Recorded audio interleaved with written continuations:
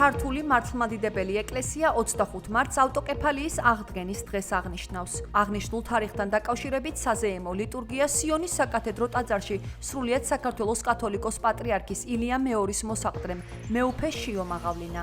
ამბიონიდან ტაძარში შეკრებილ მრევლს მიმართა და ამ დღის მნიშვნელობაზე იქადაგა.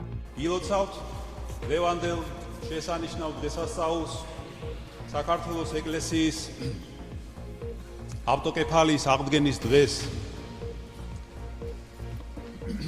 როგორც იცით,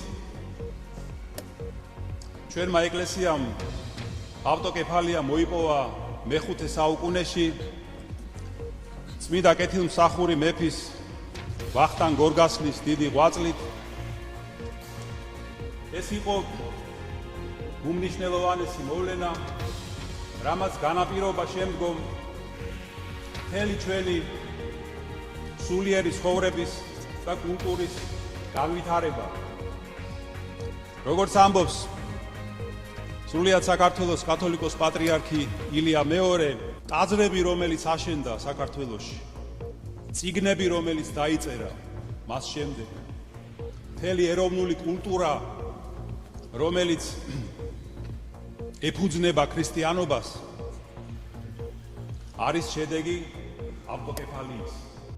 საზეიმო ლიტურგიას საქართველოს პრეზიდენტი სალომე ზურაბიშვილი, პარლამენტის თავმჯდომარე შალვა პაპუაშვილი, აფხაზეთის ხელისუფლების წარმომადგენლები და საპარლამენტო უმრავლესობის წევრები ესწრებოდნენ. ქართულმა ეკლესიამ ავტოკეფალია 1917 წლის 25 მარტს აღიდგინა. მისი დამოუკიდებლობა ყველა მართლმადიდებელმა ეკლესიამ ცნო, თუმცა ეს წერილობით დადასტურებული არ ყოფილა. საქართველოს კათოლიკოს პატრიარქის ილია მეორის უშუალო ჩართულობით კი მსოფლიო საპატრიარქომ საქართველოს ავტოკეფალია ოფიციალურად 1990 წელს ცნო.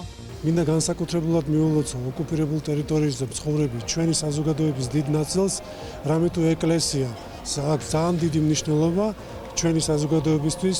ეკლესია ყოველთვის ზრუნავდა ჩვენს სულიერ სიმშვიდეზე, ყველაფერს გავაკეთე მისათვის, რომ ჩვენი საზოგადოება გავაერთიანოთ. 34 წლის წინ აი ეს ისტორიული სამართლიანობა აღდგა და მსოფლიოს ეკლესიებმა ყველამ აღიარა საქართველოს უძველესი ავტოკეფალია, საქართველოს ეკლესიის.